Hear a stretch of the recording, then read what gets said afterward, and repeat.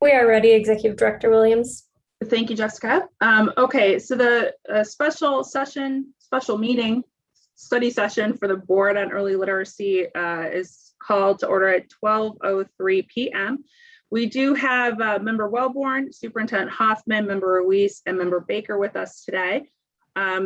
Just note that board members who may not be present today will receive a link to this YouTube video so that they're able to learn all the great information that Sean Ross from the Department of Education, Robert Vaggi, did I pronounce that right, Robert? It's Vaggi, but it's okay. Vaggi, and Terry Clark will share with us from Read on Arizona. For the members and staff that are currently on the call, if you want to keep yourself muted and your video off during the presentations, that's totally okay. And then the presenters will occasionally stop and ask if there's any questions from members. So with that, Jessica, if you can pull up Sean Ross's slides, and we will kick it to Sean. Thank you so much. This slides, and we will kick it to Sean. Thank you so much. Thanks, Alicia.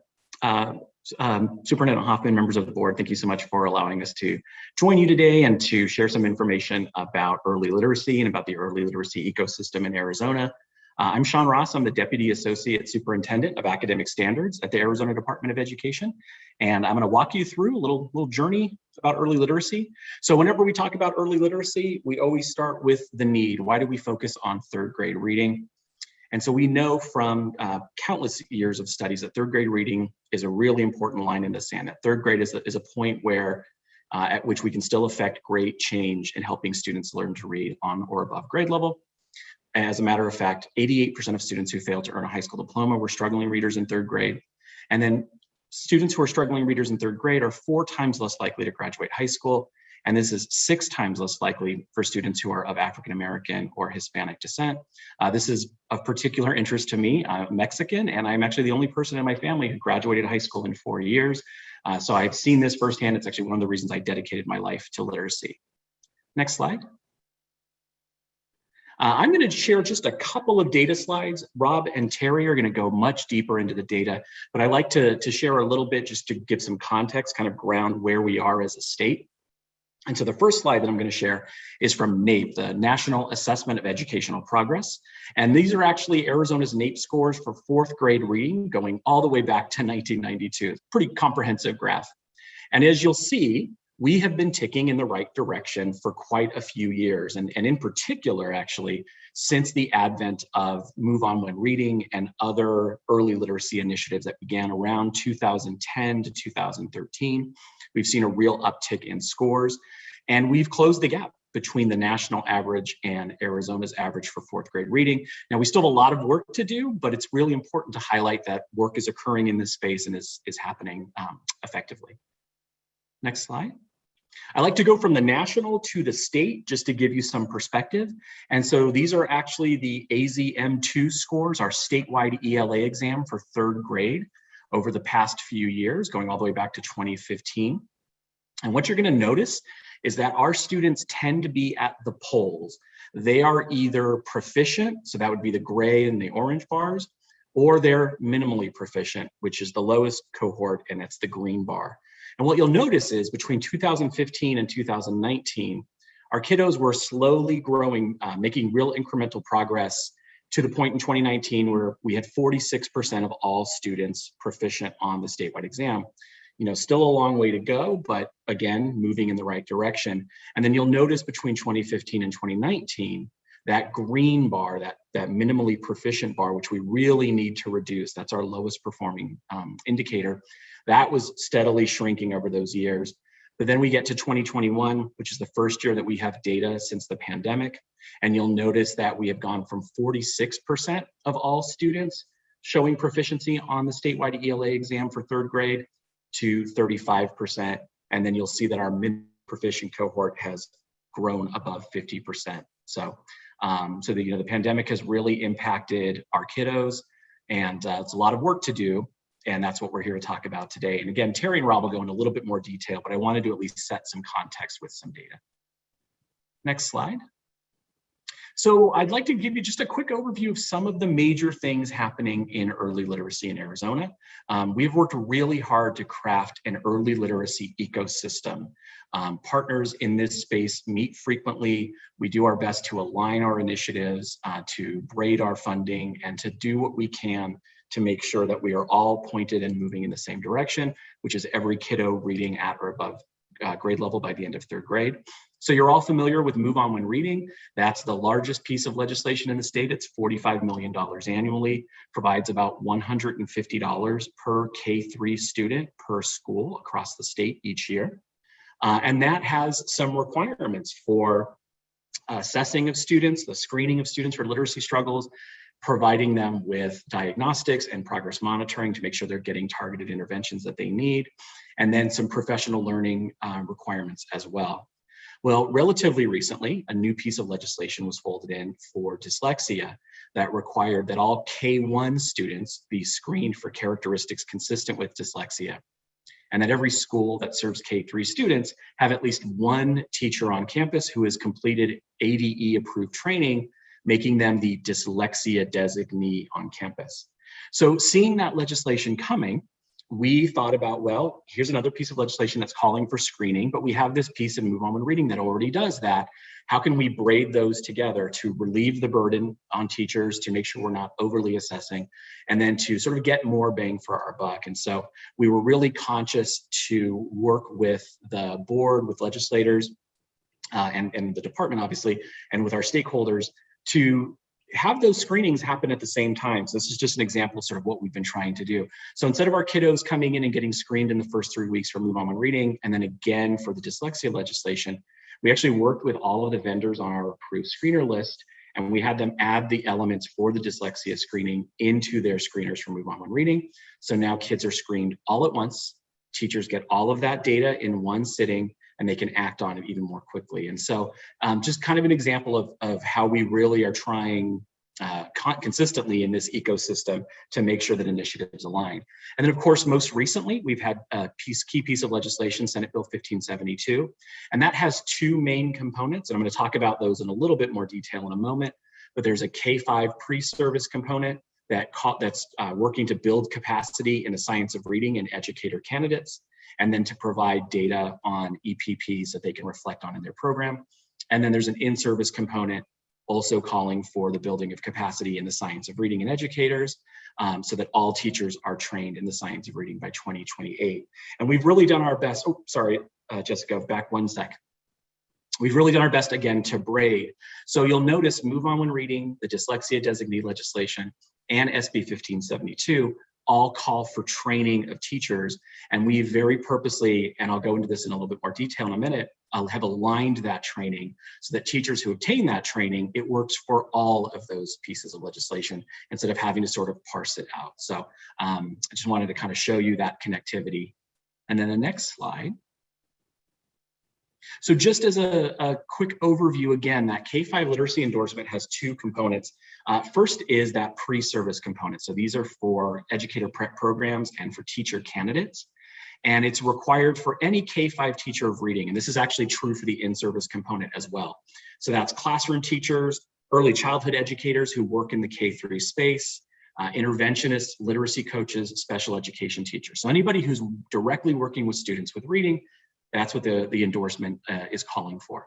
And the requirement on those pre-service teachers is 6 credit hours in the science of reading, including phonics, and intervention and literacy struggles, including dyslexia. So 3 in the science of reading and 3 in intervention and dyslexia. And we've been working with higher ed, with our higher ed colleagues for months, actually, at this point. We knew the bill was coming, we had seen the changes coming. And so we reached out to actually all of our higher ed folks, and we've been convening them together in large groups to sort of learn together and to get feedback on some plans to help them with this requirement. And then we've been meeting in small groups as well to help them navigate these courses. Now, the great news is they are doing a lot of this work already, but the bill is calling for them to codify it a bit more into these separate courses. Now, these courses won't be added on to the programs. We've spoken to the universities, and they're going to be folded into the pre-existing program. So it's not going to be sort of more requirement for those teachers. It's just going to be more codified and spotlit in their programs themselves. And of course, they'll have that same exam requirement that the in-service teachers will have. Now, the timeline for the pre-service teachers is a little tight. The courses need to be offered by next July, by July of 2022.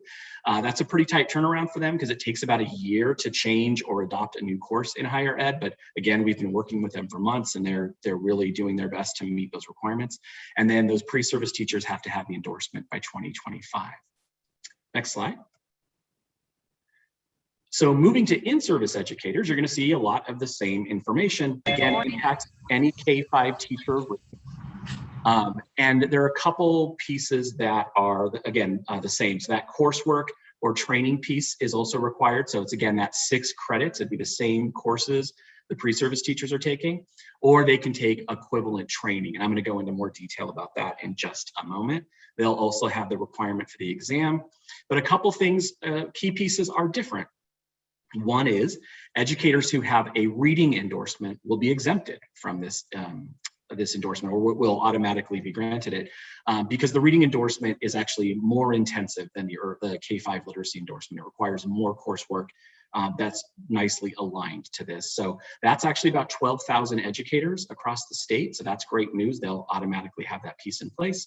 And then there's a much, much longer runway for in-service educators, knowing how much work they have on them, knowing how much they're doing. They have until 2028 to earn the endorsement. So next slide. So the interesting news about that is that the clock hours required for the K-5 literacy endorsement actually line up really nicely with the expectation for recertification hours for educators. And so if you're a teacher and you have a 6-year standard cert, you have to get 90 clock hours for that renewal, an 8-year cert, 120, a 12-year cert, 180. Most teachers are renewing and getting the 12-year cert. I just renewed my cert about a year and a half ago, and I'm on the 12-year. But either way, you'll see there's at least 90 clock hours required in PD. And the recommendation from the department and our certification team has always been that teachers obtain about 15 hours of professional development a year. And so if you add that up between 2022, so starting next year, and 2028, that 15 hours falls really nicely into those 90 hours of professional learning required for the early literacy endorsement. And that's the translation from the 6 credit hours. So a 3 credit hour course equates to 45 hours. So 2 3 credit hour courses equates to 90 hours of training. So again, the teachers have 2 options. They can do the training or they could do the coursework. Next slide. And so the other piece of the endorsement that people have some questions about is the exam. Now, obviously, the board is going to choose the exam and talk about that piece, but I wanted to give you a little bit of information about the exam that's most frequently used by states that have this same or very similar legislation. So it's the Foundations of Reading exam. It's fully steeped in the science of reading. It's aligned, and this is really important, especially in light of our dyslexia legislation and the real need to help students with specific reading disabilities, including dyslexia. It's aligned to the International Dyslexia Association knowledge and practice standards for teachers of reading. And then it's also aligned to the International Literacy Association standards for the preparation of literacy professionals. So nicely aligned to 2 large sets of national teacher standards. And then it's used by those 8 states. I have the cost on here because I figured that might be a question. I have a little asterisk next to it. It's the states that have state contracts. I went by North Carolina because their contract would look probably something similar to ours. It's $139 per participant. And then keep in mind that in the most recent budget, the funding was allotted to help support teachers with the cost of whichever exam is selected by the board. So before I go on, I do see a hand raised. Is there a question? Yeah, this is Janice. Hi. So I think one thing, because I can't stay on the whole time, but I think in talking to school districts and schools and teachers, and reading specialists again who are on the ground with teachers, especially in this age band, teachers, I think honestly the feedback I've gotten is teachers would be okay with it as long as I think they got reimbursed for through the district. So if it went through the district took some ownership of getting their teachers certified and ensuring that their teachers are certified and on the path, which I think, as I keep coming back to this, a system-wide approach. So it's not these individuals teachers left to fend for themselves who don't have then the curricular support and the district personnel trained to support the implementation. It's got to be a system-wide approach. And then the other thing is, if it is a system-wide approach, and if there is the funding, then that funding can be leveraged by districts to reimburse teachers for their time. So for example, if they're taking this course and they can get paid for some of the time, districts have a way, like whatever it is, $35 an hour, if it's done over a weekend, for example, or during the summer, they could get paid for that. Or just have the option then to maybe have it count toward professional growth. And again, it's honoring teachers for their time and treating them as professionals. So they are doing this as extra. So this would just be a really strong and powerful way to support teachers as they're doing it within the district systems or whatever it is, school system. So somehow honoring their time, honoring their expertise, and giving them either getting reimbursed for their time through paid system, and every district has their way to do it. But if there is truly the funding and the support to do it, then I would recommend this approach rather than a individual, leaving it up to individuals to try to find the way, find the class, find the time, find the whatever. And it does a lot of things to message it, and the same with the testing. So maybe districts could then offer a testing window or together. So that would just be what I want to. Thank you. Thank you, Member Mack. I see a couple other hands. Member Wellborn. Thank you, Sean, and thanks for this well-organized presentation. Can you talk about the feasibility of having this, having the option for teachers to do self-study on their own time whenever, and also to test out so that if they feel like they're, for whatever reasons that they have done some of this study before but not completed it, they could do some self-study on their own and just take the test to demonstrate that they are now knowledgeable in the science of reading. Can you address that, please? Yeah, Superintendent Hoffman, Member Wellborn, members of the board. Actually, I'm going to address some of that in the rest of my presentation. So okay. May I suggest, let me finish my presentation and then we'll take questions at the end, because I think some of what's going to be asked will be addressed. And then Member Wellborn, if I don't answer it sufficiently, please let me know. I'll circle back around. So I've kind of walked you guys. Sean, before you continue, can we just follow up with Member Baker, since he had his hand raised, and then see if his question also pertains to other slides in your presentation? Yeah, I'm sorry. It's hard to see the hands raised when you're the one. No worries, I'll help you. Member Baker? Yes, could you just review a little bit when and how the reading exam is used? So in other states, so the selection of the reading exam would obviously be handled by the board. In other states, it's used, so pre-service teachers take it before they exit their program. And then in-service teachers, and this kind of gets to what Member Mack was talking about, the model, a potential model that we could use is to take funding that's been provided and procure numbers of sort of seats at the exam and set up testing centers, and then have teachers do them at districts, and then teachers could take them there. So it would sort of be a rolling exam that teachers could take at different points during the year. But for in-service teachers, they would take it at some point in their program. So right now, there's no requirement for the exam for existing teachers. Is that correct? So in the I'm sorry. Yeah. Member Baker, go ahead. Go ahead. Okay. Superintendent Hoffman, members of the board, Member Baker, thank you for the question. So in Senate Bill 1572, there is the requirement for training and the exam in order to earn the K-5 literacy endorsement. Prior to 1572, no, there was no requirement for this exam. So just help me to understand. So the requirement is every teacher has to take the training or the credit, and then at the end of that, they must take the exam. both are required in order to get the certificate, correct? Yeah, and Member Baker, yes. And Catcher, I don't know if you want to elaborate on that for the test portion. Sure. Member Baker and Member Wellborn mentioned you because you also mentioned the test out as an option. As Sean mentioned, legislatively, it is required that educators get both the training or coursework and pass the exam in order to obtain the endorsement.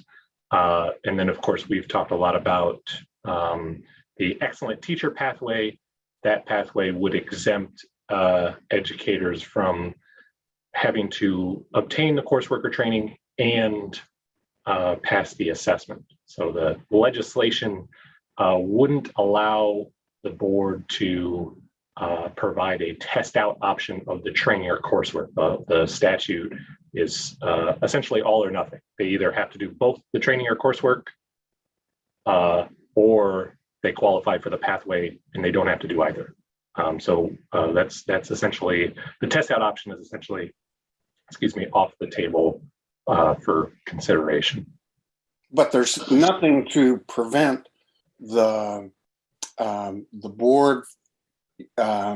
We've been talking about different ways of that teachers could obtain the exceptional or get the exception to the requirement.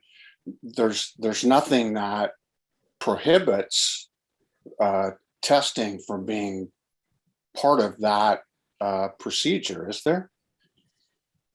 Well, the legislation, and I can pull it up, the excellent teacher pathway is a process that the board can establish to allow an LEA at the request of a teacher to verify that the teacher possesses the knowledge and skills described earlier, which is like effectively teaching foundational reading skills, implementing reading instruction, using high quality instructional materials, and providing effective instruction and interventions for students with reading deficiencies. So the LEA can verify that the teacher possesses those knowledge and skills demonstrated through classroom observations and student achievement data. The board would have to, if we wanted to use a test in some form to meet that criteria, would have to justify that it's either classroom observations or student achievement data in order to exempt them from both the training coursework and the Foundations of Reading exam.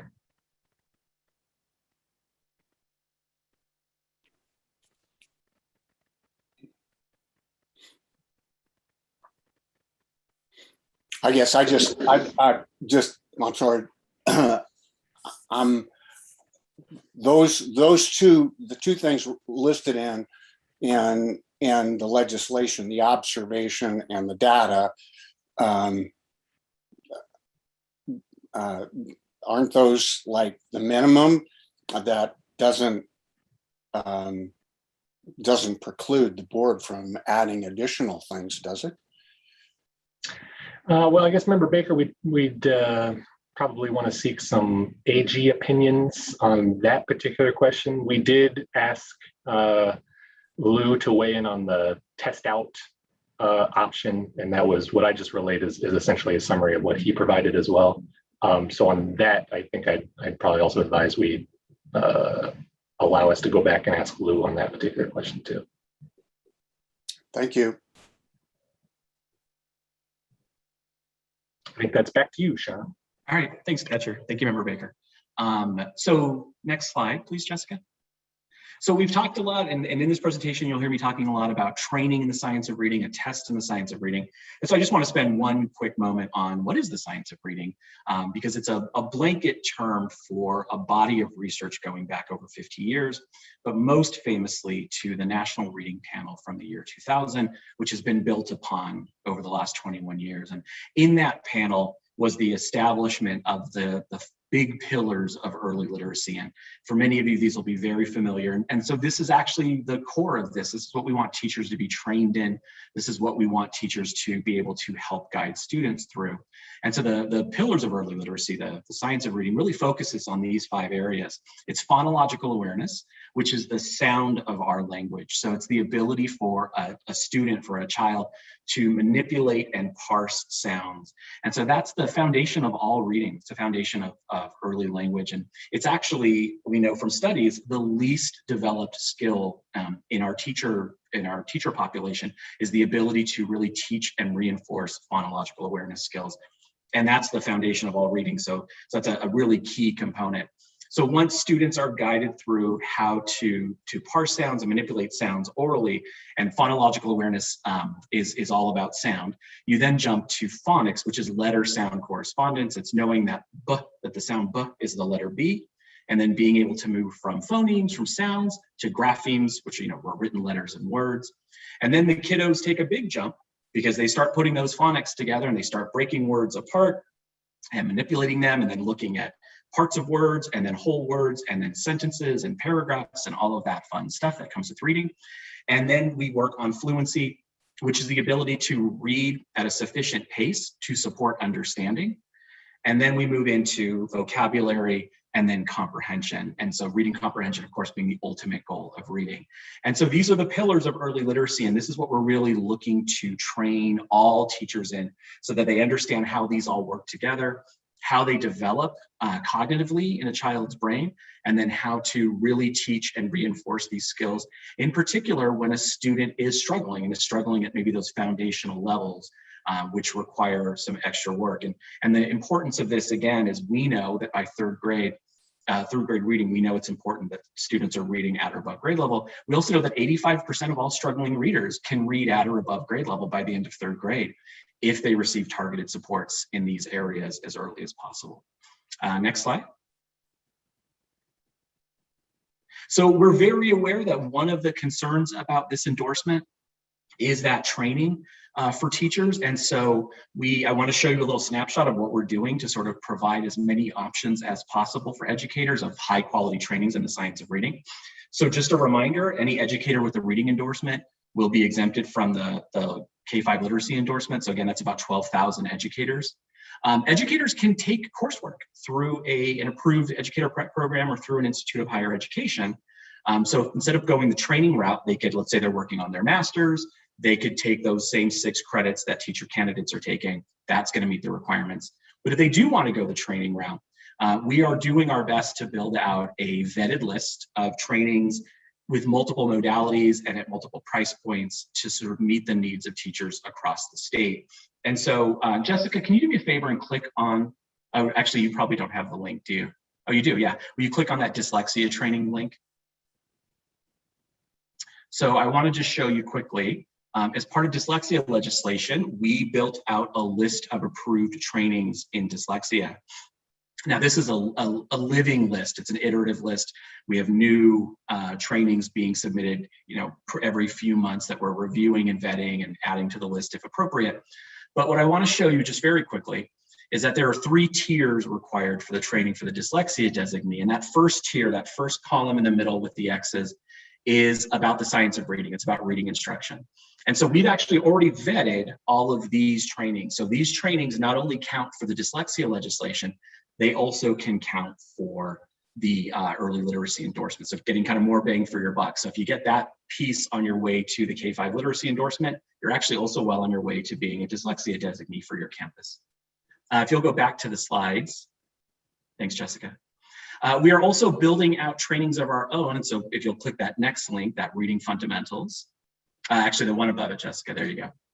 So my team is hard at work and they are building out free asynchronous trainings in the science of reading that can be taken, that are virtual. So if you scroll down a little bit, you'll see that systemic reading fundamentals drop down.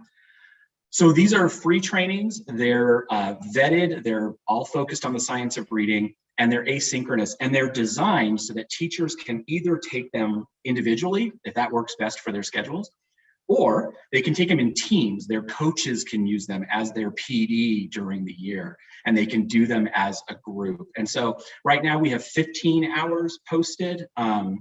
And we have more coming every month. So we're building this out. It's not even just in the science of reading, we're actually building it out in secondary ELA, so working with struggling readers at older grade levels, and then in dyslexia as well. So over the course of the next few months, there's going to be a plethora of free asynchronous virtual trainings available for teachers, if that's the modality they learn best in. We also have virtual trainings led by educators, led by our specialists that are more in-person, more hands-on, if that's a modality they learn a little better. Thank you, Sean. Would you be able to take a question from Member Mac at this time? Yeah, do you want to go back to the slideshow, Member Mac? No, this is amazing. I am so excited to see all this out here, and especially the variety of modalities. I just wanted to mention, and I don't know, I'm interested to see the tools or the rubrics that are used to approve programs, and the alignment that they have to the science of reading, mainly because I myself have a reading endorsement, a K-12 reading endorsement, because as I spoken before in public, that I really wanted to develop my own capacity in it, and I actually earned my reading endorsement, paid a lot of money, took a lot of courses, and at the end of the day, I don't believe they were aligned to science of reading. I know they were not aligned to science of reading, and so I'm really concerned that our educators are not spending money out of pocket for programs and courses that are not aligned, and so I want to make sure that we have the responsibility as a state board to approve EPPs, and I want to make sure that the syllabus, that the course content, that the materials they're using are fully aligned. And so I just wanted to take the opportunity to say that, and just look, I don't know what rubrics or tools we currently use, but I want to bring that up, raise that point now while we're on the topic, and just give a kudos to all this amazing stuff coming out. Superintendent Hoffman, members of the board, Member Mac, thank you so much. Yeah, my team is working hard. And actually, just so you know, that was a perfectly timed question. We are actually working with, many of you know Bruce DePlanty from our certification team. We're working with that team right now to actually build out draft rubrics to vet educator prep programs in their courses in the science of reading. And we're of course going to work with those groups as well, make sure there's a lot of stakeholder involvement so that they have a voice, of course, at the table. I'm actually presenting at the educator prep program quarterly meeting coming up in a couple of weeks. And then we've again been meeting with higher ed since back in January. So yeah, we are on the same page there. We are working really hard. And in fact, we're going so far as to actually train our higher ed colleagues. We have found some funding for some letters cohorts that we are reserving specifically for higher ed colleagues in literacy to help build their capacity in the science of reading. So yes. Oh, excellent. So excited to hear that. Yeah. Full agreement. And so just to kind of quickly highlight again, we have those free trainings, and then I have a couple more. We don't need to necessarily click the links, Jessica, but we know that there are specific student populations that need, the teachers need training in the science of reading, but with a focus, with a lens on that population. So we actually also have a teaching reading effectively for English language learners training that we offer through our unique populations team. And then we have a plethora of trainings on literacy in working with students with disabilities. So if you actually pieced all of those together, you could get well past halfway towards the endorsement relatively quickly and almost for free. And then Member Ruiz, I'll take your question in just a moment. And then just really quickly on this same slide, we have some funding sources that are available if schools do decide to go another route. Of course, there's always Move On with Reading funding. Schools that serve K-3 students and have 90% or more of their students eligible for free and reduced lunch get the early literacy grant each year. So that funding is available. There's of course ESSER funding. Arizona was awarded for the first time ever the Comprehensive Literacy State Development Grant, the $20 million grant from the federal government, in conjunction with our partners Read On Arizona who are on the call, and First Things First. And we're using that funding in the birth to 12th grade space to elevate the programs in most need across the state. And then actually in the most recent budget, there was funding allotted to support training in dyslexia. And I am actually currently building out a dyslexia designee grant by which schools can apply for funding to cover the cost of training plus stipends for teachers, to go back to Member Mac's point, to pay them for their time, pay them as professionals, to obtain that dyslexia training to become the dyslexia designee on campus, which by the way, will also automatically get them the early literacy endorsement. So again, more bang for your buck. We're really braiding things as much as we can. So I'll pause. Member Ruiz, I see that you have your hand up. Yeah, thank you. It's really excellent information. And as I look at this, I try to look at, in the end, what are we trying to do? And I'm going to work backwards. So what we're trying to do is we're trying to increase literacy proficiency in third grade. And working backwards, there's this assumption, there's the legislation, the recent legislation that adds kind of the list. Maybe it adds an additional strategy. So if you add the strategy from the Bill 1572 or Senate Bill 1572, then there's the literacy endorsement. And there's the assumption that if you do the training and the coursework, that it's going to be an additional strategy that's going to increase scores, reading scores by third grade. And then I take a step back and I go, okay, what is in the list of strategies? And it's the science of reading, move on when ready, the dyslexia, and then teacher capacity from the Senate Bill 1572. But what I don't see in here is that in communities like ours, in South Phoenix, not South Mountain, but South Phoenix, you could grow up here your whole life and never have to learn English. Amazing. And I know people who've been here 20, 25 years, they never learned English. Now, when those kids and those grandkids show up, at school, what you're dealing with is language acquisition. And what I don't see here in the menu of strategies and in the science of reading is how do you deal with half of your students are learning English by third grade? How do you blend language acquisition with early literacy? Because they're two totally different approaches. These list of menus that you have, they work, but for half the kids. For the other half who are still trying to learn English, I don't see that in the science of reading, if you will.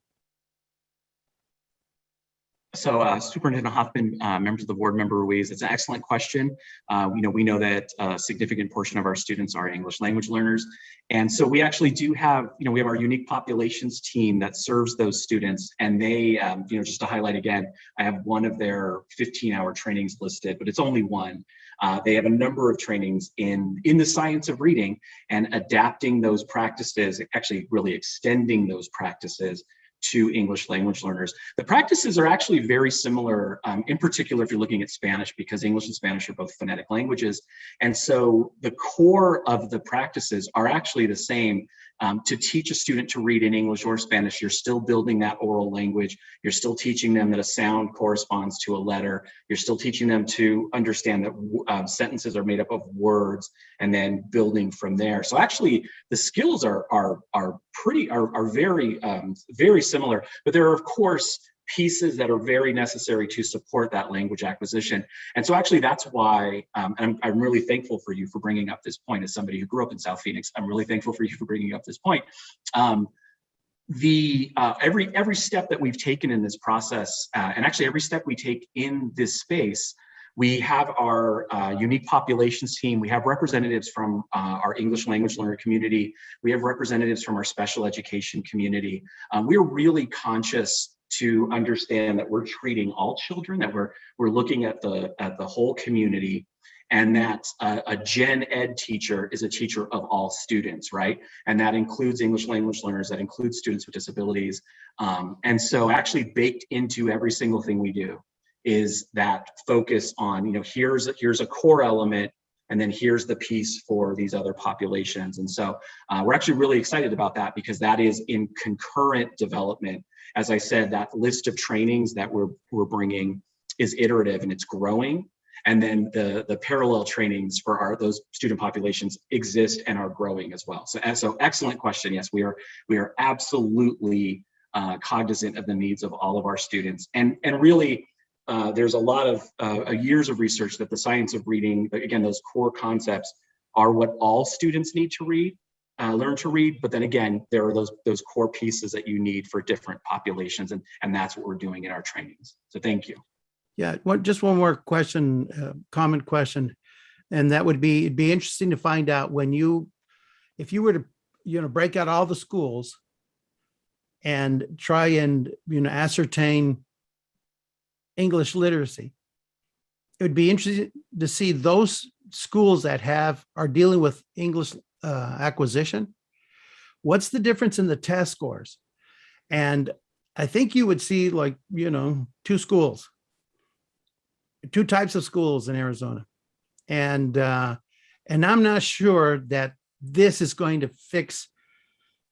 It's not going to increase. That's my worry. It's not going to increase literacy in third graders in schools and communities like ours. I don't see the strategy or an emphasis on that strategy, that this is different. Since you say you speak Spanish, there's a term that in our communities, ni de aquí ni de allá, which means I'm not from here and I'm not from there. I'm not from the United States and I'm not from Mexico. And it's this large group, and it's a huge group that they don't know English and they don't know Spanish. They just mix it. And then, so you never are proficient, not academically proficient. You learn how to communicate conversational English, but you never acquire academic English, because I don't think the science is there, and I don't think there's an emphasis on even developing the science for it. So what do we? Member Ruiz, I do want to let Sean answer this too, if he has something in mind. I didn't want to step on it, but I did want to also offer the board is required to conduct a review of Move On When Reading, as well as early literacy, and make recommendations. The board's going to receive a first draft of that in October, and maybe this is something that we can work on as part of that review as well. And as that goes to the board in October and then December for approval at the end of the year. But I just want to throw that out as an avenue for us to maybe explore this as well. But Sean, sorry, I cut you off. So Ketcher, I see that we have some questions. My next slide actually addresses Member Ruiz's question specifically. So if I could just address the next slide, and then we'll circle back and take questions. So Member Ruiz, thank you so much for your question. It actually hits right to the heart of what we're doing, right? Everything we're doing is about student achievement. It's about building generations of lifelong readers. Reading and education is what pulled me out of a very different trajectory in life. And so, it's important that we help all of our kids do that same thing. And so actually rather recently, a couple of years ago, just before the pandemic, Read on Arizona, Terry Clark and I actually undertook a project we called Decoding What Works. And what we did is we actually ran the data for the Azm2, for the statewide ELA exam for third grade over the course of 5 years. And we looked at the schools that had the most sustained growth in their third grade reading scores over the course of that time, both in increasing their number of proficient students and then decreasing the number of minimally proficient students. So even if students weren't reaching proficiency, they were getting much closer than they would have been. So we actually ran the numbers, and we built a list of schools that had success. And we looked at their data, and we reached out and we interviewed 4 of them. Actually, this was just phase 1. There were supposed to be multiple phases of interviews, but obviously the pandemic made that very difficult. We'll pick that up again soon. But anyway, in phase 1, we actually identified a number of schools that I think speak to your concerns. And in particular, on this slide, you're going to see Lincoln Elementary in Nogales. That's actually where my mom is from. And that school is a border school. That school has the vast majority of its students are English language learners. And over the course of the last 5 years, they raised their scores, their proficiency rate from 11% up to almost 50%. They actually went above, right at or above the state average. And this is a school with all of the issues that you were just describing. So we wanted to know their story. We saw their data, but we didn't know the story. So what we did is we called them. We talked to Angel Canto down there, and we talked to a number of folks, and they brought together all of their principal, their teachers, parents. We interviewed the whole community who could be in place. And what they said were the two things you'll see on this slide. And we saw this consistently in every school. And we looked at Roosevelt in Yuma, which is the oldest school in Yuma. It's over 104 years old. We looked at Wildflower in Avondale, which is an urban school. And then we had a legacy traditional school. We wanted to make sure there's a charter school in there as well from Pinal County. But in particular, Lincoln, we're highlighting Lincoln because all the other schools did too, but Lincoln specifically attributed their success primarily to training all of their educators and administrators in the science of reading. They all took the department's teaching reading effectively training, and they used it as a springboard for all of their data review and all of their discussion, and steeped all of that in the science of reading and in helping their students develop those skills, helping their parents understand how to develop those skills at home. And then they had this remarkable success. And so that's actually one of the reasons we are so confident about this, is because, again, there are 50 years of research in the science of reading. We really do know what works, and we do know what works with all students. And we have this great, not only do we have all these national examples, and not only do we have Mississippi, who had this exact legislation and saw it as one of the key levers to them being the fastest growing, having the fastest literacy scores in the country, but we've seen it in our own backyard. So I'm super excited about this, and I'll share the link out to these case studies. They are awesome reads, and they celebrate our schools and our schools that are facing real challenges. And we're particularly proud of this project because it's a chance to highlight what's working. So that was that slide. So I know we have a couple of questions. Superintendent Hoffman. Thank you, Sean. Members of the board. I'm glad you went to this slide first, because I think this is a beautiful example of what's possible when our educators are trained in effective teaching strategies. And I just wanted, since my background, when I did my studies in becoming a speech pathologist, I focused in the area of bilingual language acquisition. That was actually my specialty area. And so I just want to make sure we're being really cautious and being really clear that this is for all Arizona kids, including our bilingual kids, and especially for the Spanish English speakers, that these strategies that work for English only students will also work for our bilingual students. It goes both ways, and we need to have really high expectations for our bilingual students, because really being bilingual is a strength. And I would advocate, we know from research that if we can strengthen the home language, so if we're talking about Spanish, if we can strengthen the reading in Spanish and the language acquisition in Spanish, it actually will strengthen their English skills and strengthen their overall academic skills. So I think it's great that kids are using both and being bilingual, and we should do everything to support that and lift up those students and have really high expectations for them and make sure they're getting the best education possible, and in no way try to separate it out and say that they need a different kind of training, because what works in English will also work in Spanish, and also for our students with disabilities. So I just want to make sure we're being really inclusive, and I think, Sean, you're doing a great job of pointing to these examples. I just wanted to pipe in on that because that was my background area of research as well. Thank you. Thank you, Superintendent Hoffman. Member Wellborn, I see your hand is raised. Thank you, Sean. And I want to thank Superintendent Hoffman and Member Ruiz for bringing up these questions and the positive answer that you provided. I think it points to one of the challenges in trying to set new expectations for communities, not just the families, but also the school community, the teaching and the administrative staff. I think we have to acknowledge the perception and the challenge of having been frustrated by lack of progress for so long, and sometimes that interferes with the concept that this path and strategy that is being recommended, it does have proven results and is applicable to bilingual students and families. So my thought is that we're coming out with this legislation which is just like another requirement on teachers, which is a hard thing to do given all the other challenges they've been facing. But I really think we need to consider a very positive campaign of sorts that comes out that mentions some of these positives, that this is doable, data supports it. And we have examples of schools and communities that have shown dramatic growth, and that they can be great resources for you trying to take on this challenge.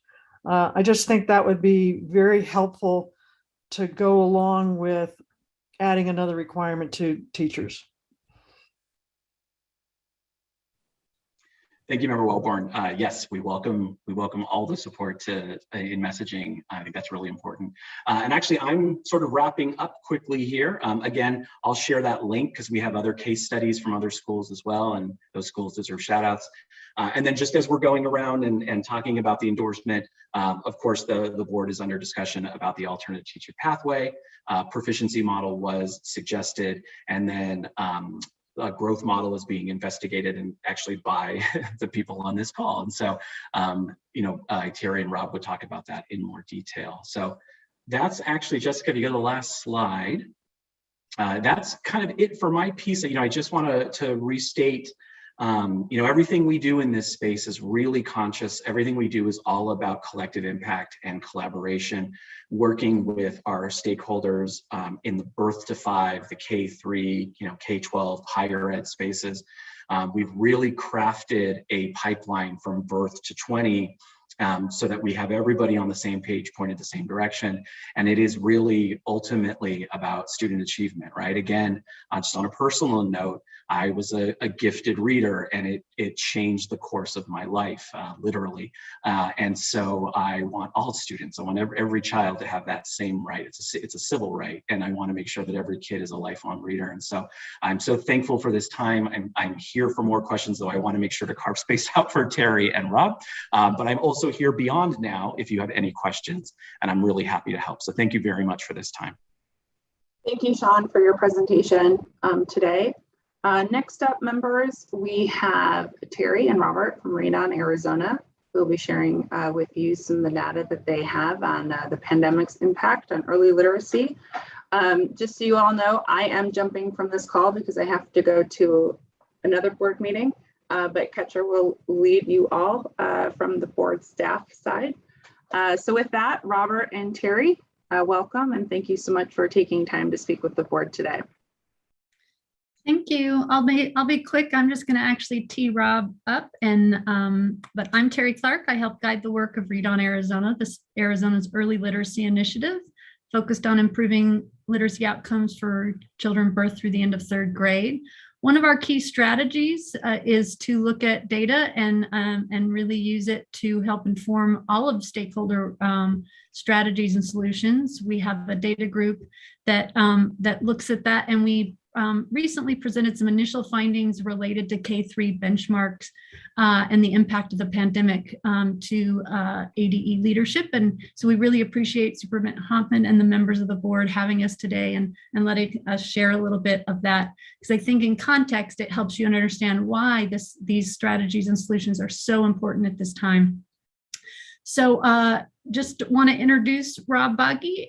He is with Veritas Research and Analytics. He has a PhD in educational policy and evaluation from the Mary Lou Fulton Teachers College at ASU. Before beginning his career in education research, he was a public school teacher here in Arizona. Drawing from his background in both quantitative research and education, Rob is passionate about helping those he works with to use data to tackle some of the most challenging problems. He has worked with Read On for a number of years, first as a researcher on loan from ASU. He looked at Maplet, our data tool, and factors that most impact early literacy. He also did a research brief in partnership with the state board and ADE and Read On how our school literacy plans collected in Move On Reading connect to 3rd grade reading achievement. Our most recent question for Rob was what impact the pandemic had on our youngest learners. And so with that, Rob, I'll let you take it away. Thank you, Terry. And Chairman, Superintendent, members of the board, thank you so much for the opportunity to present to you.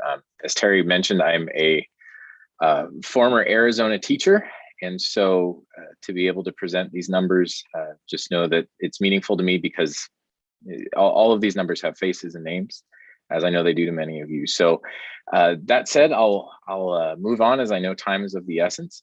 So as Terry said, we will be presenting some findings to you today related to specifically the impact of the pandemic on early childhood literacy. And just as a bit of a roadmap, we'll give you a brief overview of the problem and some of the methodology we used, some of the findings, and then finally wrap up with questions and discussion. So a very brief overview of the methodology. I should actually start by saying we're going to show you two analyses today. I'm going to show you the main one first, and then we'll shift to another one just in case questions come up. I want to be sensitive to the fact that we may need to move on to get to the second one. But that said, it comes as no surprise to anyone here that the pandemic's disrupted every area of life, especially K-12 education, right? And early evidence, research studies nationally and both at the state level are pointing to an overall negative impact on student learning, but it varies by grade, by state, by subject, by subgroup of students. And so for us, the motivating question here is, how did the pandemic impact early childhood literacy in Arizona specifically? And so to do that, we use school literacy plan data. And if you're, in case you're not familiar, any school serving students in grades K through 3 are required to administer 3 benchmark assessments to students in the fall, winter, and spring. And what those assessments do is they determine whether or not a student is on track to read at grade level by the end of the year. And thankfully, we have several years of data here, so we could have comparisons to prior to the pandemic as well as after the pandemic. So we use data from fiscal year 16 through 21. And just to be sure that we were measuring the same thing over time and across schools, we limited our sample to schools that were using Acadience reading in all years. And I should point out that Acadience reading is the most common assessment. There are actually no other assessments for which there was enough schools consistently across time using it to be able to build out our sample or provide another analysis. Now, when you see the analyses, you'll see that there are some gaps in reporting, and that's I'll save you all the details, but essentially we could not include data from fiscal year 17 and 19 due to quality issues. In addition to that, we only had fall and winter assessment data for fiscal year 20. So what you'll see with the good news with that is that we had assessment data right up to the statewide shift to virtual learning. Now, there was sort of a black hole in the spring because everything was going crazy, and we were all adjusting very quickly to that. And then you'll see we obviously picked that up in fiscal year 21. And so just as a bit of context, the final sample included roughly 200 elementary schools. Now, that's a relatively small percentage of all elementary schools in the state. It's around 17%. But that being said, it represents some of our state's largest districts. And if you'll go to the next slide, speaking to sampling issues, one of the key issues that you have when you use a sample to infer its representativeness to the rest of the state of the population is the extent to which it reflects schools that are not in the sample, right? So here what we have is a comparison of schools that were in our cohort and schools that were not. And what you'll see is there were differences, but aside from charter status, there were relatively few. We're slightly more likely in our sample to be located in large cities, specifically in Maricopa County. That said, we have several rural, suburban, and town schools, or schools in towns. Average enrollment is slightly higher, as is the average percent of students in poverty and percent minority enrollment, and slightly lower achievement in both reading and math. But again, that generally reflects the location in the urban centers in Maricopa. So by and large, point of that is that we feel fairly confident that to the extent we can measure characteristics of our schools, that they represent at least many schools in the state. So the findings, I'll walk you through these graphs as you digest them, but what you see here are two graphs comparing the winter assessment windows in winter, well, the winter assessment windows in fiscal year 20 and fiscal year 21. And so what we've seen here is the last assessment before students really felt the impact of the pandemic, and then the assessment at the same time the following year of same grade peers. So it's important to keep in mind that these are not the same students across time, but cohorts of students in the same grades, with the assumption that students should be performing at the same level in the same schools at the same periods of time, more or less, in a normal year. And on the left, you'll see the percentage of students who were scoring at benchmark on the winter assessment window. And again, at benchmark indicates that a student is on track to read at grade level by the end of the year. And you can see that the pandemic had a negative impact on all grades, but especially our youngest learners. So if you look at kindergarten, you'll see that that's roughly a 50% drop in the number of students who were on track to read at grade level by the end of the year. If you look at the graph on the right, we have the percentage of students who are at risk. So the way that the benchmark data works is it assigns students to 3 different groups: at benchmark, approaching benchmark, and at risk. At benchmark, I've explained. Approaching benchmark are students who are close but not quite there to be on track, and at risk are those students who are really at risk of falling behind and being behind grade level in this year and in future years. And what you'll see is, correlating to the achievement changes in at benchmark, we have greater numbers of students who are being deemed at risk for not reading at grade level, and that the worst impacts again were with our youngest learners. So we can go to the next slide, please. So what you'll see here now is we wanted to look at not only sort of a snapshot comparison, but how did the pandemic affect schools' abilities to grow students over time? And so now what we've done here is we've charted the achievement in the fall, winter, and spring windows for fiscal year 16, 18, 20, and 21. And again, this is the percentage of students at benchmark. And what you'll see is that in kindergarten, every year, kids came in with the same opportunity, about the same level of readiness to read in every year. And in every year you see growth, right? But then we look at the first year in the pandemic, fiscal year 21, and we see a drop off. Now, if we look at fiscal year 20, we'll see that students were on track to make growth towards reading at grade level. At least more and more students were achieving that goal. There's sort of a black hole, a space that we didn't test in the spring of fiscal year 20. Now, thankfully, because we're tracking over time and grades over time, we can get insight into what happened by looking at first graders when they entered in fiscal year 21. And as you'll see, there was a substantial drop in the number of students who are on track to read at grade level. Now, first grade, those students over time in those first 2 testing windows in fiscal year 21 appeared to be maintaining their level of readiness. So at least they weren't falling behind. But as you'll see in the analyses, first grade is somewhat of an outlier across the board. And similar to what we see here in kindergarten is not only are students struggling to improve at the same rates as in previous years, they're actually falling behind at faster rates. So if we go to the next slide.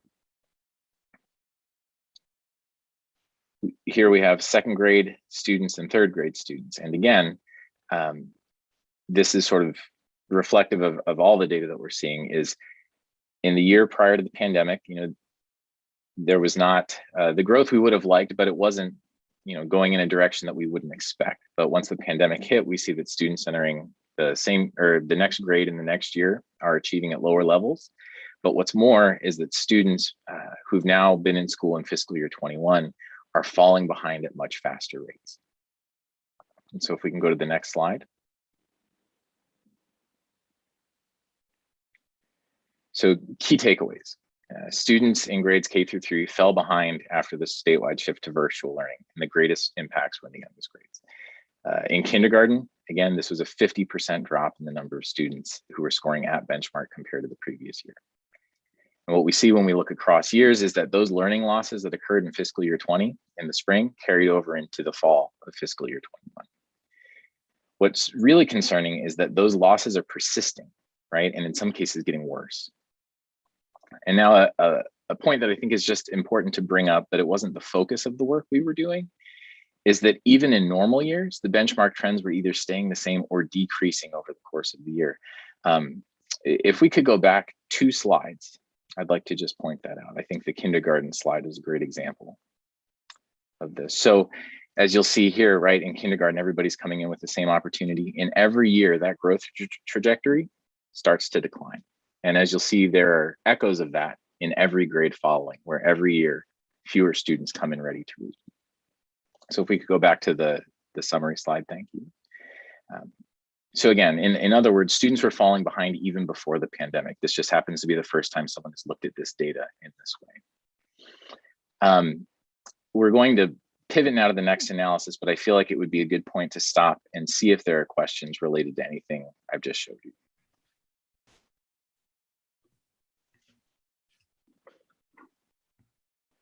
Member Wellborn, I see your hand up, and then I see Member Ruiz unmuted and also put his hand up. So Member Wellborn, you can go first, and we'll follow up with Member Ruiz. Thank you, Catcher. Robert, this is really good data and information, but it scares the heck out of me that you found out that students were falling behind during the course of the year rather than improving. And obviously, this warrants further study. Do you have any initial reactions to what is going on that would cause them to perform worse on the benchmark measurements mid-year and end of year? So I'll say that given the data we have, I can only speak to the data, but I know that Terry and Sean have a lot more on the ground knowledge in Arizona specifically, so I'd love it if they'd chime in on that.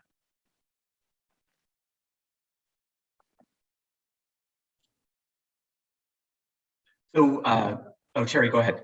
No, go ahead. Superintendent Hoffman, Member Wilborn, members of the board.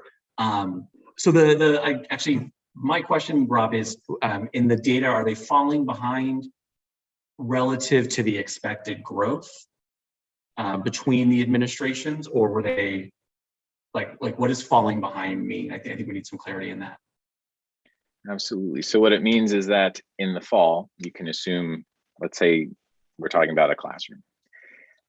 Say there's 50% of students who come in for that point in time who are ready to read at grade level by the end of the year. So the way these assessments are set up generally, your cut scores for each of these categories move in relation to where you're expected to be, right? So a cut score in fall should be higher than a cut score in spring for being at benchmark. In this instance, what we're seeing is that fewer students in winter are on track to read at grade level than were in the fall, as those percentages go down. And as we'll see in the next analysis, this is true for certain groups of students more than others. So the benchmark assessments assess progressively advanced skills, right, throughout the year. And so without, this is just a attempt at causation, I should say, because we haven't actually delved into it other than to draw the corollary to what I was saying earlier about the studies have revealed that the greatest need in building teacher capacity is in phonological awareness, is in that oral language piece.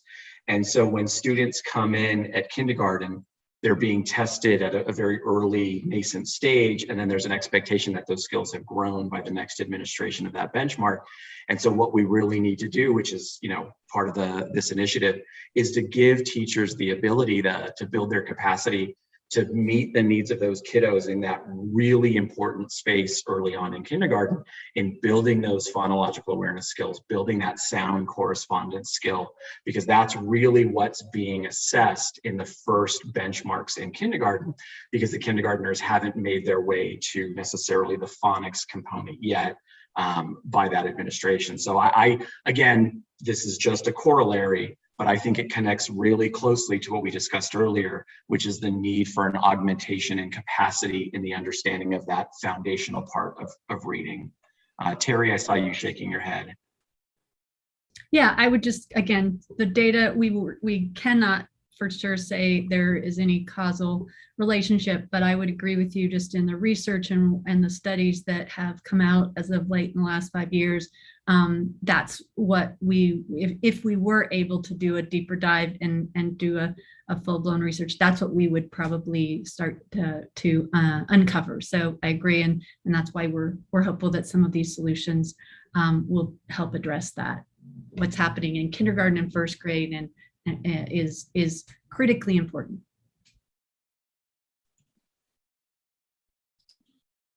Member Ruiz, means you're up next. I have a couple of questions and some comments. So then you said there are some groups who were disproportionately impacted, but you didn't say who they were. So who are they? Well, member Ruiz, you'll see in the next portion of the analysis, but I'll just forecast and let you know that we were only able to look at percentage of students in poverty at the school level. So these data are not reported at the student level. That is a limitation of the data that we're hoping to correct in future years. But poverty is generally, unfortunately, the center of gravity that many other things correlate with and circle around. And so for our purposes, we felt that was the characteristic best to focus on, knowing that it likely indicates a lot of other things. I think you're right on. So the question is causation. So what causes it? And I have this little thing here. I'm going to show you. It's right there. And what that is, I keep it right here on my desk, and it's a bullet. It's a spent bullet. And one of our teachers ran all the way across campus to bring it to me because right in front of her door. And she said, never seen one, didn't even know what it was. And the kids had to tell me about it. And for me, it goes to the issue of causation and poverty. When COVID hit, the first thing that happened is businesses started to close down and people started to lose their jobs. In our community, they're the frontline workers, service industries immediately. That within 7 to 10 days, you start to feel the impact. Now, Maslow's hierarchy of needs talks about safety, shelter, and food. Well, shelter was taken care of because you couldn't evict anybody. So now the problem became safety and food. And we saw this huge spike in the number of people that would get into the lines for food every day. And, in our particular case, went from about 28,000 meals a month and normally for students to, over 125,000. So we saw this huge need. And then the third part is, my little bullet there is the crime that started to creep into the community because all the institutions that should have been open were closed. And there were no institutions. Even if you called the police, unfortunately, in our community, you got put on hold or they wouldn't show up. So communities had to then fend for themselves. And the stress level of that is so high, then how do you get to learning? How do you get to Maslow's next hierarchy? You're in primal needs. I need a place to stay. I want to make sure if I go outside, bullets not going to shoot me.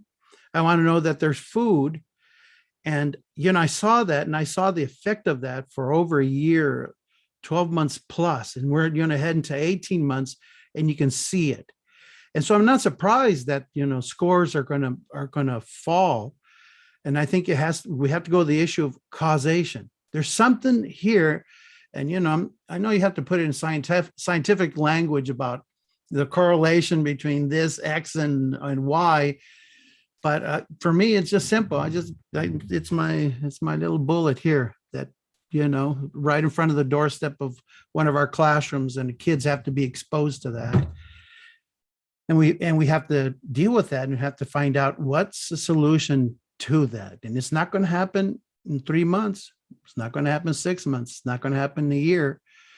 But there has to be some short-term solutions, and there have to be some longer-term solutions to this.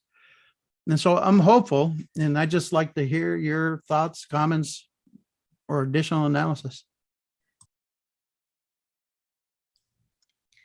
Rob, I think it would be great if you would share the equity analysis as Member Ruiz is asking, and we couldn't agree more with you. Research for the last 5 years has showed us that poverty is the biggest impact and challenge and barrier to early literacy. And I absolutely agree. I think we have to have short-term solutions, and we have some that are longer term, and we have to not turn a blind eye to all the environmental issues that also play and wreak havoc when we put that child on that learning trajectory. So thank you so much for your comments. And I just want to give Rob a chance to walk you through his equity analysis, because I think that will also tee up what your comments, so, you know, personally actually also identified. Absolutely. And Member Ruiz, just for all folks who may be interested, just as a bit of context, my time teaching was in some of the roughest schools in Phoenix. I actually recently, just last month, had a student die, a former student die. It's not the first, unfortunately. So my heart is there with you. And in this role, I do have to speak about correlations, but I also understand exactly what you're talking about. So yes, if we could move on, I'll walk you through the rest of the analysis here. So to your point, Member Ruiz, and to many others' points in previous presentations we've given, there was a follow-up question of, you know, whom did it affect the most? And so again, to get at that, we look specifically at poverty, or the percentage of students enrolled in high, mid, and low poverty schools. So just as a bit of the technical side, we used literacy plan data from fiscal year 20 and fiscal year 21. We defined low poverty as schools with less than 33% of students who qualified for free and reduced price lunch. Mid-level poverty schools as those with between 33 and 66% of FRL students, and then high poverty schools having more than 66% of students enrolled in free and reduced price lunch, or at least who qualify. Now, again, thinking technically, what we did here is we took what was already a small sample and we divided it even further. And so with our high poverty and mid poverty schools, we generally have samples that we feel comfortable saying, you know, this by and large represents similar schools. A challenge we have here is that low poverty schools, we had very few low poverty schools in our sample, and it resulted in 22 schools that got included. That said, when you see the results, it will map onto what we're seeing in other national studies, as well as everything we know about poverty. Another important point from the data, and again, we try very hard not to call out specific districts from this data, but again, these data come from some of the largest, most representative districts in the state. And beyond that, these schools span those districts. So even if, you know, there is a chance that these don't represent the state as a whole, they do represent what's going on in very large, very high profile communities in Phoenix and in Arizona generally. So I just like to say that as we move on. All right, so these graphs are a little more complicated. I'll give you a second to digest them, but I'll walk you through them as you do. So again, we have the percentage of students who are at benchmark in fiscal years 20 and 21, fiscal year 20 being marked by the solid lines, fiscal year 21 being marked by the dashed lines. The colors there represent the level of poverty within the school, with red lines representing low poverty schools, green lines mid-level poverty, and then blue lines representing high poverty schools. And so the first takeaway is that the impact of the pandemic was the same across the board initially, right? We see everybody experiencing some sort of negative impact. In fact, a larger impact in some grades in the low poverty schools initially. That being said, when we look at the rates of improvement in the following year, we see very stark differences in the rates of improvement at high versus low poverty schools. Specifically, what you'll see here is that, and we'll see this across the board, is that students in low poverty schools are either sort of maintaining their level of achievement or they're making gains. In high poverty schools, students, with the exception of first grade, again, first grade is a very positive outlier, but with the exception of first grade, students in high poverty schools are falling behind at faster rates than in low poverty schools and even in mid poverty schools. So if we go to the next slide, you'll see this relationship really accentuated here in these higher grades, right? And that's, again, sort of a general rule. So it affected everybody. What we see here is that the achievement gaps we knew existed before the pandemic persisted through the pandemic. It didn't level the playing field, not that we would expect it to. but it wasn't necessarily the pandemic that's widening achievement gaps. It's the onset of the pandemic. It's the lasting effects of students being able to close the gap going on. And so if we go to the next slide, which should be the last slide. So again, key takeaways from that is the pandemic negatively affected all students regardless of poverty level and grade. However, schools' ability to make up ground is largely associated with school level poverty. And those poverty-based achievement gaps, because they persisted beyond the pandemic and because poverty-based differences in recovery are so stark, those achievement gaps are widening as a result of the pandemic. And again, not just because of its onset, but because of its continuation. So that is the end of that analysis. And from there, I'd love to open it up for questions.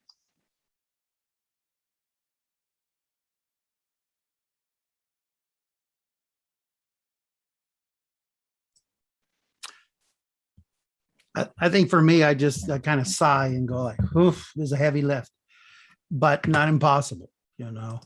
And I've got a lot of hope. I think that's what I want to walk away with. I've got a lot of hope. Otherwise, I would have quit a long time ago. I'd have moved someplace else, but I live in my sometimes crazy neighborhood. I live here. I tell everybody, these are our neighbors. So they're either going to be the ones selling drugs to you, stealing from you, you know, causing mayhem and havoc in our community, or they're going to be the folks who are contributing to the building up of a society, bringing hope. But they're our neighbors. So one way or the other, we get the opportunity to craft what our future looks like.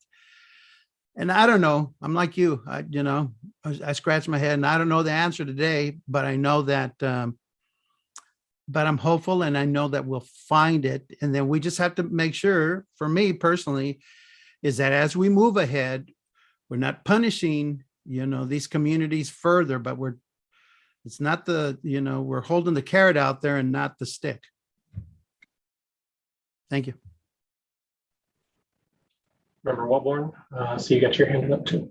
Thank you, Catcher, and thank you, Member Ruiz. And just to follow on what you said, this data will be a really good background piece to the new Maurer report that's coming out, and the members will see at the end of this month, because the recommendations in this report are really about focusing on the schools that have the greatest challenge in trying to improve their reading scores.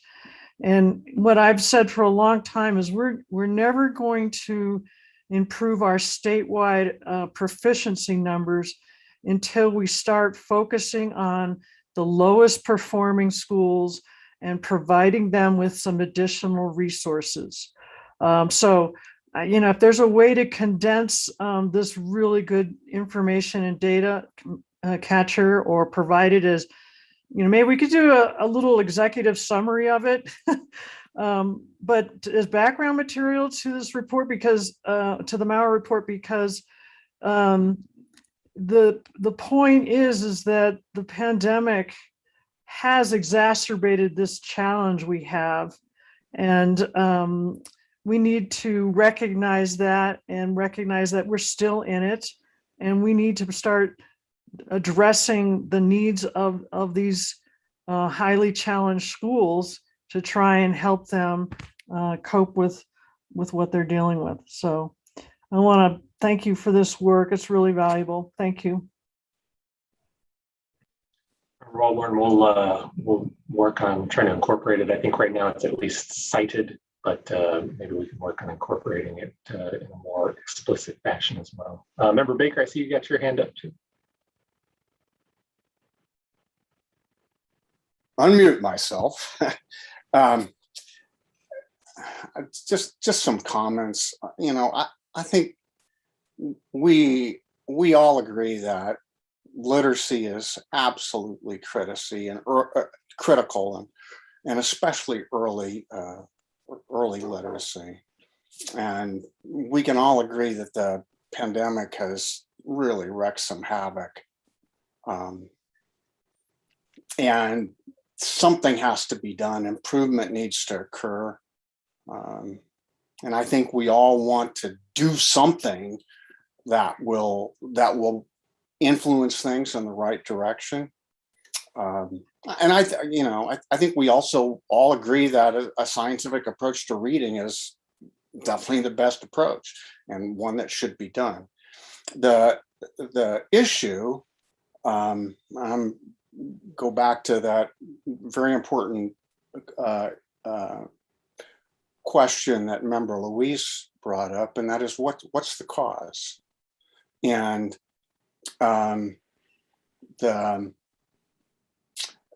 this universal training of all teachers implies a cause that the problem is the teachers. They don't know how to teach reading, and so we need to in a positive sense, we need to help them. I'm afraid a lot of them are going to look at it negatively, that we need to fix them, but the focus is on the teacher. And I don't think there's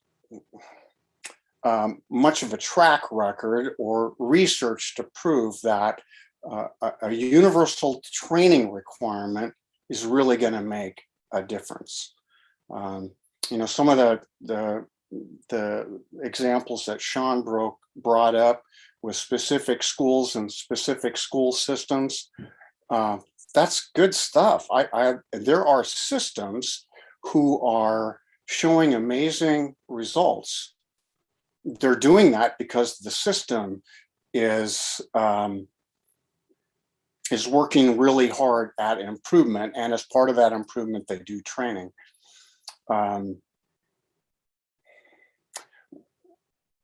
We risk, I think, doing damage rather than good if we don't allow reasonable ways for teachers to be exempt from this requirement. And I believe very, very strongly that the issue is the system, not the individual teacher.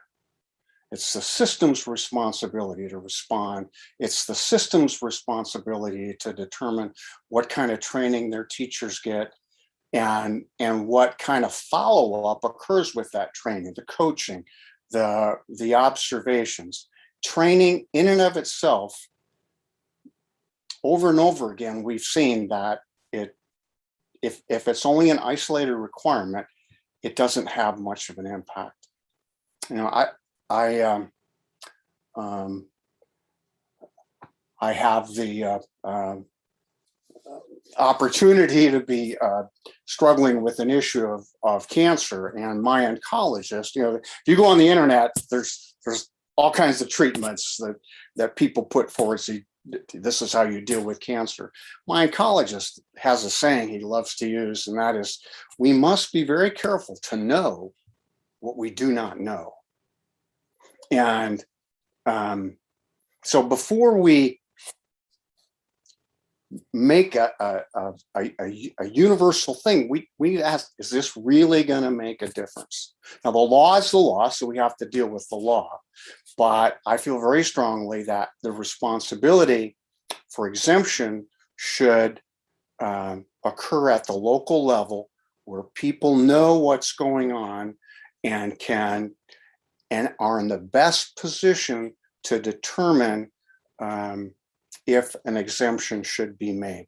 What a score or an observation looks like in Member Ruiz's school is going to be radically different from the score and the observation that might occur in a much wealthier district or a much wealthier school. So I'm all on board with the effort, the intentions, with complying with the law. I'm just stating, or I just feel very strongly that the final responsibility needs to lie with the system and not with the individual teacher. Thank you, Member Baker. We are at 1:31. We had scheduled to go to 1:30. So I do want to be respectful of everyone's time. So barring any other questions or comments, I'm looking, I see we've Member Baker and Member Ruiz are the last two men standing in terms of board members. So it seems like we're wrapped up there. So I just want to say thank you to Terry Clark at Read on Arizona, to Sean Ross, to Dr. Vaghi, and everyone who helped put this together, and Superintendent Hoffman, who also had to jump off, but who recommended that we put this together and put it out. As Alicia mentioned, we did live stream this, of course, so board members are going to get the link to it who couldn't attend and get a chance to review it. If you do have anything else you want to circle up with us on, or any other questions or follow-ups, I know there's a couple here that I have notes on. Feel free to let Alicia or I know, and we'll do that. But otherwise, I think we will adjourn this study session at 1:32. And again, thank you all for all your work, and hope you have a good weekend. Good long weekend, hopefully. Thank you, Catcher. Thanks, everybody.